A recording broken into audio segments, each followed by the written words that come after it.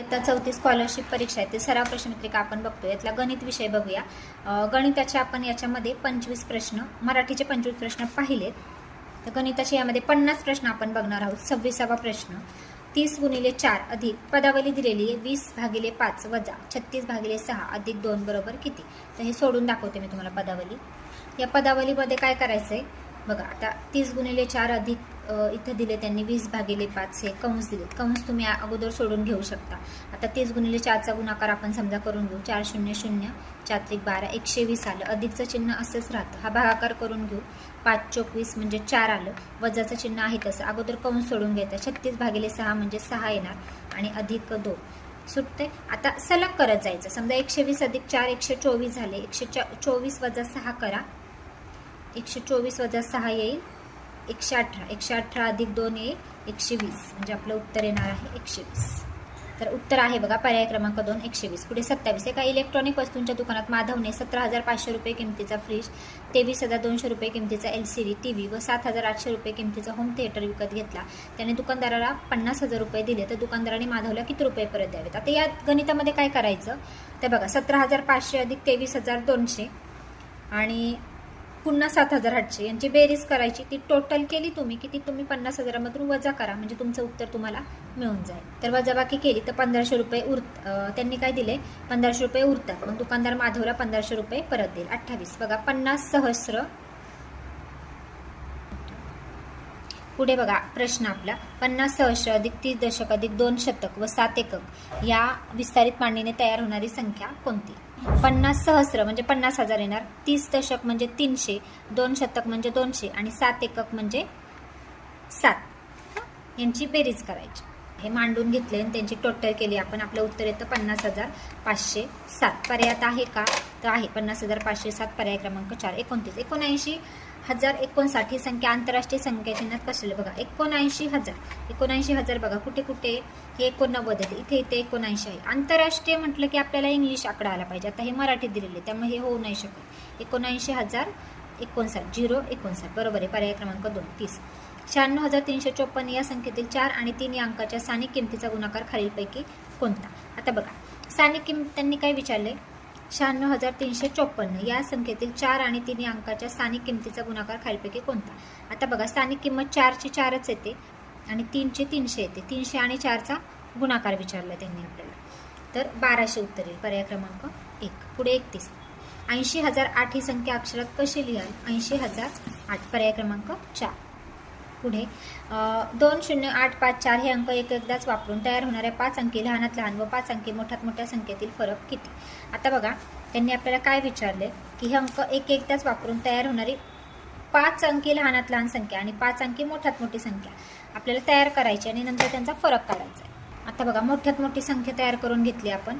मोठ्यात मोठी संख्या करताना उतरता क्रम लावायचा आणि लहानात लहान संख्या करताना चढता क्रम लावायचा आणि वजाबाकी केली. उत्तर येतं आपलं 64,962. तर बघा पर्याय क्रमांक 2 आहे. पुढे 33. सोबतच्या आकृतीत एकूण किती त्रिकोण आहेत. आता हे त्रिकोण मोजावे लागतील. यातले बघा 1 2 3 तर दिसत आहेत आपल्याला. खाली त्रिकोण होत नाही.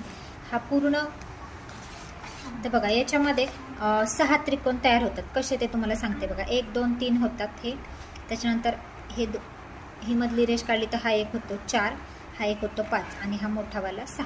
हा त्रिकोण होत नाही कारण खाली वर्तुळाकार रेघ आहे म्हणून. पुढे 34. खालीपैकी कोणत्या पर्यायातील संख्या चढत्या क्रमाने लिहिल्या आहेत. आता बघा चढत्या क्रमाने लिहिलेल्या संख्या तुम्हाला समजतील. सगळ्यात लहान संख्या बघायची. ह्या बघूया 3,504 नंतर 5 ही नाही आहे. 4 हे पण नाही आहे. त्याच्यानंतर 3,450 504 4,000 बरोबर. पर्याय क्रमांक 4 मधला बरोबर आहे. 9,15,000 11,000 या बेरजेचे उत्तर किती.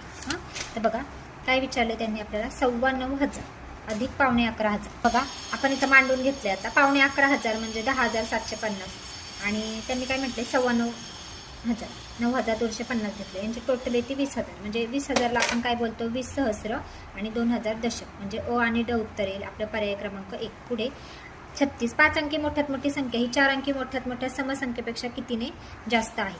बघा 5 अंकी मोठ्यात मोठी संख्या ही 4 अंकी मोठ्यात मोठ्या समसंख्येपेक्षा कितीने जास्त आहे. बघा 36चा जो प्रश्न आहे ना त्याचं उत्तर येतं बघा आपलं 90,001.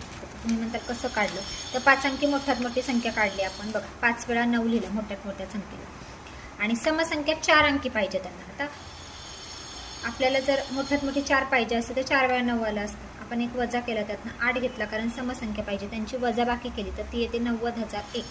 म्हणजेच उत्तर आहे आपलं पर्याय क्रमांक 3. सोबतच्या आकृतीत कोणता रेषाखंड वर्तुळाची त्रिज्या दर्शवत नाही. तर बघा रेषाखंड बघून घेऊ आपण. कड बघा, कड दाखवतोय त्रिज्या, कप पण त्रिज्या दाखवतोय. त्याच्यानंतर पण ही जीवा आहे म्हणजे पर्याय क्रमांक 2 नाही दाखवत. नक पण दाखवते त्रिज्या, हां हे जीवा आहे त्याच्यामुळं पण नाही पर्याय क्रमांक 2. पुढे बघा 38वा प्रश्न. 90 मीटर बाजू असणाऱ्या चौरसाकृती मैदानाभोवती 4 पदरी कुंपणासाठी किती तार लागेल. बघा 90 मीटर बाजू आहे आणि चौरसाकृती मैदान आहे, 4 पदरी कुंपण. आता त्याचा आपल्याला 90 मीटर एक बाजू आहे ना, त्याचा पूर्ण परीघ काढावा लागेल चौरसाचा. मग परिमिती चौरसाची काढावी लागेल आपल्याला, हो की नाही. 4 पदरी, त्यानुसार एक पदरचं काढून घेऊ. सदा 90 गुणिले समजा 4 केलं तर एक पदरचं आपल्याला एक पदरी कुंपण करण्यासाठी तार मिळेल. तर बघा 90 गुणिले 4 केलं तर 360 मीटर एका पदराला लागते. मग 4 पदरीसाठी पुन्हा 360 गुणिले 4 केलं तर आपलं आन्सर मिळून जाईल. बघा 1440 आपलं आन्सर येतं. समजलं का. काय केलं आपण, 90 मीटर बाजू दिली, मग आपल्याला एक परिमिती काढावी लागते. परिमिती काढली म्हणजे एक पदरी कुंपण करण्यासाठीचं आपल्याला तार मिळते. आणि मग जे येतं एक पदरी 360 मीटर आलं, त्याला आपण 4ने गुणलं तर आपलं उत्तर आलं 1440 मीटर. पुढे 39. खाली आकृतीतील रेखांकित भाग दर्शवणाऱ्या अपूर्णांकाची बेरीज किती. आता बघा हे तोंडी तुम्हाला सांगणार आहे ना. टोटल भाग अगोदर मोजून घ्यायचा. तर रेखांकित भाग विचारले त्यांनी अपूर्णांक आपल्याला. 1 2 3 4 5 बघा टोटल वरती 4 खाली 4 8 झाले.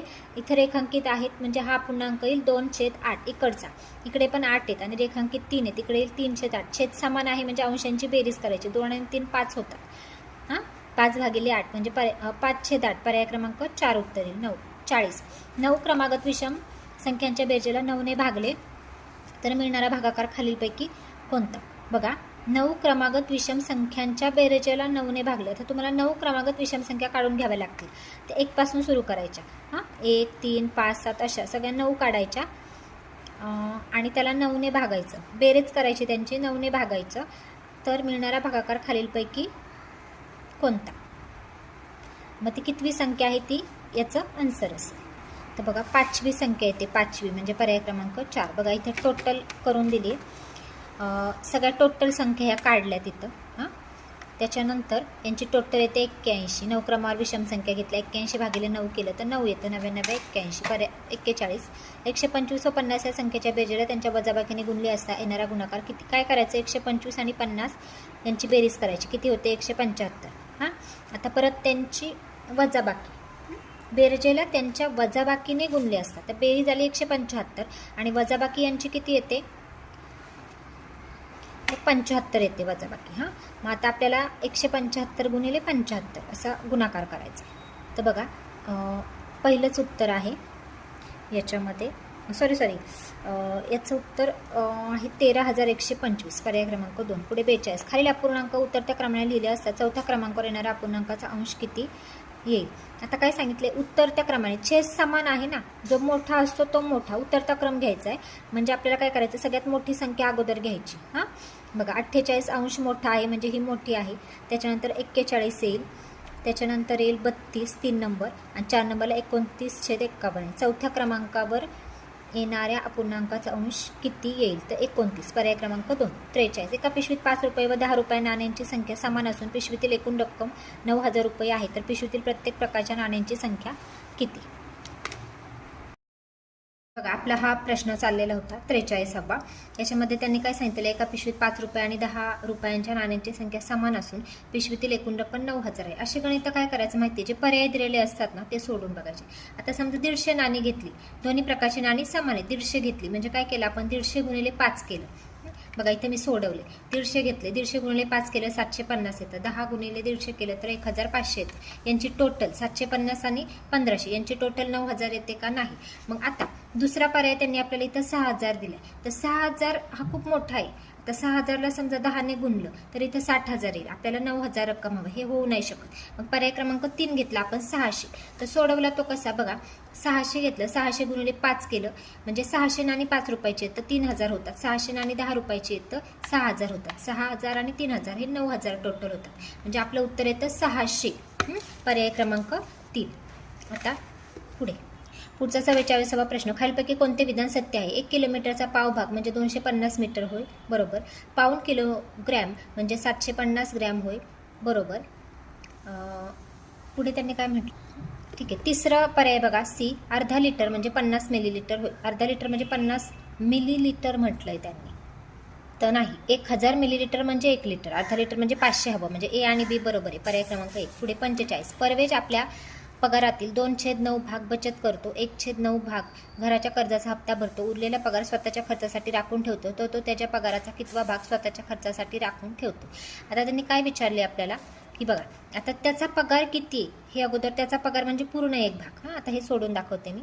आता बघा त्यांनी काय म्हटलेलं की परवेज आपल्या पगारातील 2/9 भाग बचत करतो. 2/9 केले आणि 1/9 भाग कर्जाचा हप्ता फेडतो आणि उरलेला स्वतःसाठी खर्च करतो आणि त्याचा पूर्ण पगार हा समजा 1 आहे म्हणजे 1/1. ओके.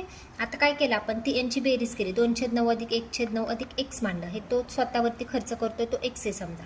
मग आता यांची बेरीज केली, 3/9 अधिक x बरोबर 1. आता यांची जी बेरीज आहे ना ही पूर्ण 1 आली पाहिजे. म्हणजे इथं काय आलं पाहिजे, 9/9 आलं पाहिजे. खाली छेदात 9 आहे, वरती पण 9 आलं पाहिजे. बघा आता पर्याय आपल्याला दिलेले आहेत त्यांनी. पहिला आहे 6/9, तर 6/9 टाकलं आपण. 6/9 केलं तर किती होतं, 6 अधिक 3 9 आहे असंच ठेवणार आणि 6 वरती 6 आणि हे 3 म्हणजे 9/9 म्हणजे आपलं उत्तर 1 येतं. म्हणजे आपलं उत्तर आहे पर्याय क्रमांक 1, 6/9. पुढे सन 2015 या वर्षातील नाताळ हा सण शुक्रवारी येतो, तर सन 2016 या वर्षाचा प्रजासत्ताक दिन कोणत्या वारी येईल? बघा त्यांनी काय विचारलंय, 2015 लीप वर्ष नाही, साधं वर्ष आहे. या वर्षातील नाताळ सण, नाताळ असतो 25 डिसेंबरला आणि तर सन 2016 या वर्षाचा प्रजासत्ताक दिन कोणत्या वारी येईल? आता बघा नाताळ 25 डिसेंबर आणि आपल्याला आता प्रजासत्ताक दिन म्हणजे त्यांनी 26 जानेवारी विचारले.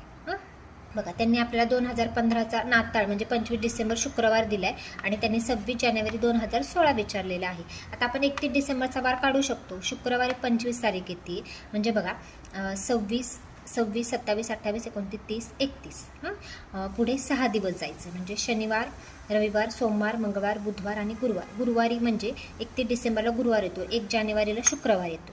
1 जानेवारीचा वार आलाय शुक्रवार. मग आता शुक्रवारचे वार आपण काढून घ्यायचे. 1 जानेवारीचा शुक्रवार, पुढे 7 मिळवत जायचे. हे बघा अशा पद्धतीने काढून घेतले. आपण काय केलं, 31 डिसेंबरचा वार काढला शुक्रवार, गुरुवार.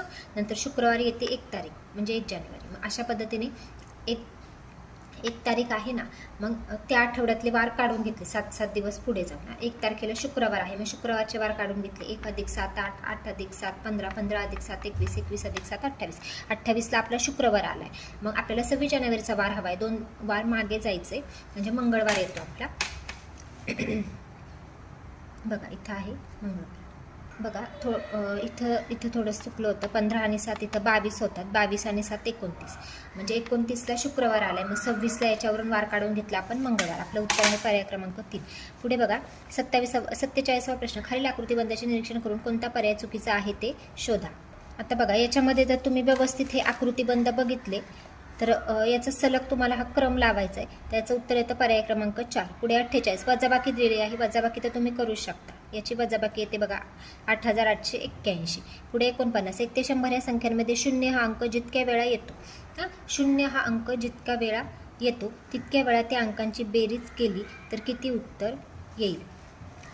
म्हणजे बघा यांनी काय विचारले की 1 ते 100 मध्ये 0. आता 0 हा किती वेळा येतो? 20 वेळा.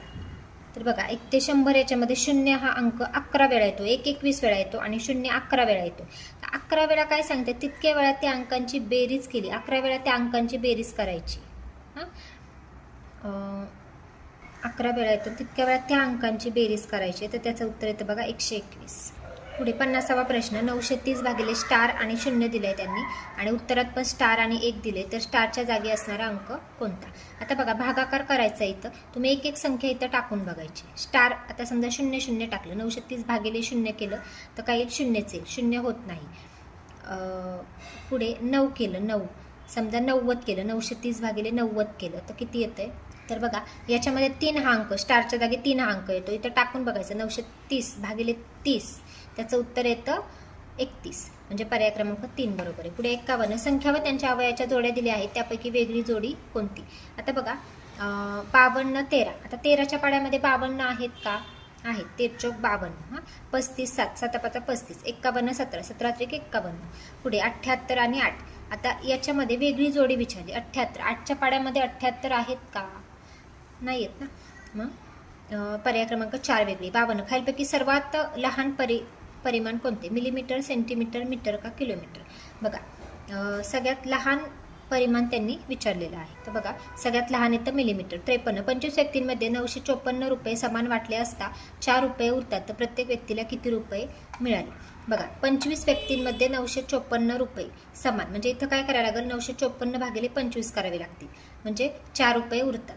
भागाकार केलाय 25 भागिले 954, भागाकार 38 येतो, बाकी 4 उरते, म्हणजे 38 रुपये प्रत्येकाला. पर्याय क्रमांक 2. 54 सन 2014 या वर्षातील जानेवारी ते मे या 5 महिन्यात दररोज 25 रुपये प्रति लिटर दराने 1 लिटर दूध विकत घेतले, तर त्या 5 महिन्यांच्या दुधाचे एकूण बिल किती? आता कशा प्रकारे सोडवायचं मी सांगणार आहे. फक्त काय करायचं, जानेवारी ते मे दिवस काढून घ्यायचे. जानेवारीचे 31, फेब्रुवारीचे आता 14 लीप वर्ष आहे का? तर नाही आहे, मग फेब्रुवारीचे 28, मार्चचे 31, पुन्हा एप्रिलचे 30 आणि मेचे 31. हा 5 महिन्याचे दिवस काढून घ्यायचे आणि दररोज 25 रुपये प्रति लिटर दराने, आणि ते दिवस काढले की त्याला तुम्हाला काय करायचं आहे? 25 रुपयाने गुणायचं. तर त्या 5 महिन्याच्या दुधाचे बिल किती? गुणाकार केला तर तुमचं बिल उत्तर बरोबर येणार आहे.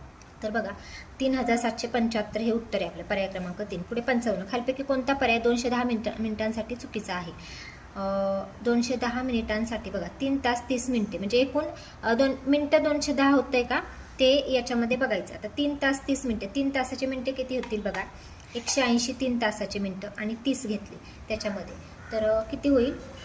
210 होतंय. हां पुढे 2 तास 10 मिनिटे, 2 तासाचे किती होतात? 120 130 होते, नाही म्हणजे ब पर्याय चुकीचा आहे.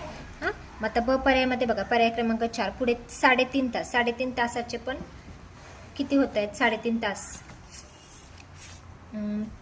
3 तासाचे आपण काढले 180, हां आणि अर्ध्या तासाचे 30, तर हे होते.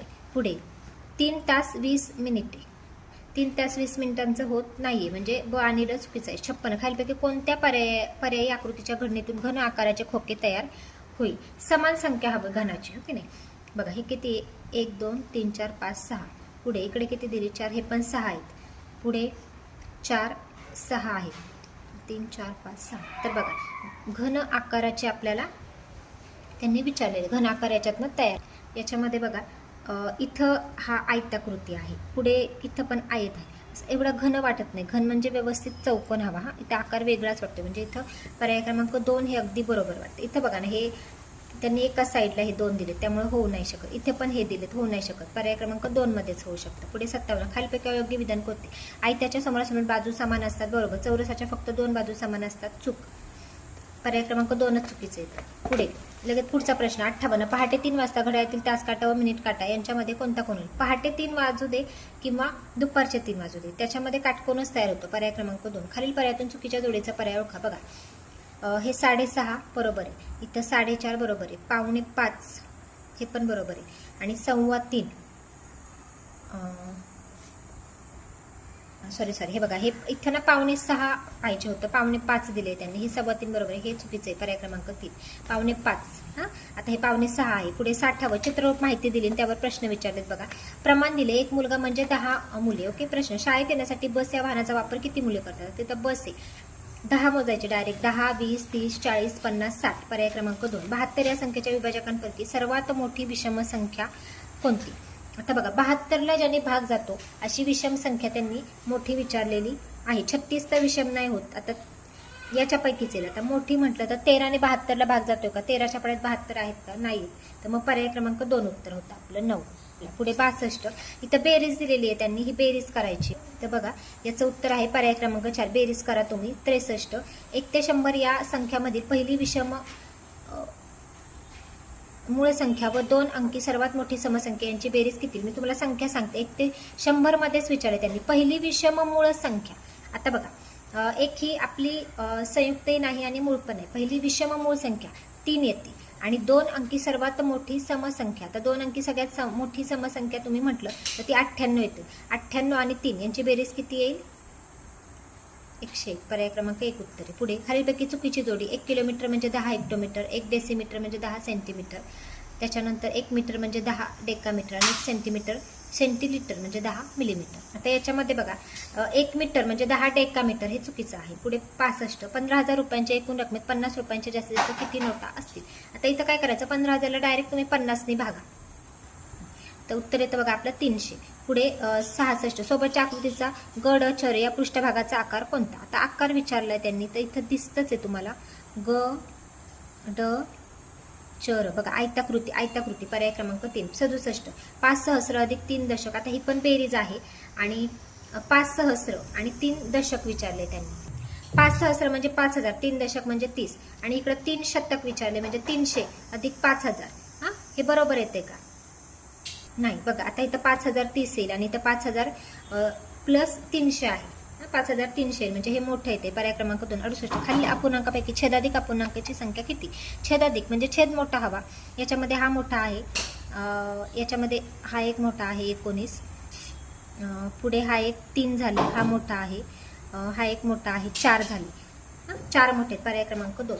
आता 69 बघू. आयताचे कोण खालपैकी कोणत्या प्रकारचे असतात? तर सर्व कोण काटकोन असतात. पर्याय क्रमांक 2 उत्तर आहे. पुढे 70. 25 या संख्येच्या वर्ग संख्येला 5ने भागले असता किती उत्तरे? 25 या संख्येच्या वर्ग संख्येला 5. तर 25चा वर्ग येतो 625. 625ला तुम्ही 5ने भागा, किती येतं उत्तर? तर बघा, 625 भागिले 5 केले 125 उत्तर येईल. पर्याय क्रमांक 1. पुढे 71. 4 किलोग्राम ज्वारी दळल्यावर त्याचे 3960 ग्रॅम पीठ मिळते, तर 20 किलोग्राम ज्वारी दळल्यावर किती ग्रॅम पीठ मिळेल? बघा, 4 किलोग्रामला तुम्हाला 3900 मिळते, तर 20ला किती मिळेल? तर काय करायचंय, तुम्ही 1 किलोग्रामचं काढून घ्यायचं. समजा 3960 भागिले तुम्ही 4 केलं तर तुम्हाला 1 किलोग्रामचं मिळेल आणि मग 1 किलोग्राम गुणिले 20 केलं तर तुम्हाला मिळेल 19,800 ग्रॅम. पुढे 72. भागाकार दिलाय, 11ने भागायचं.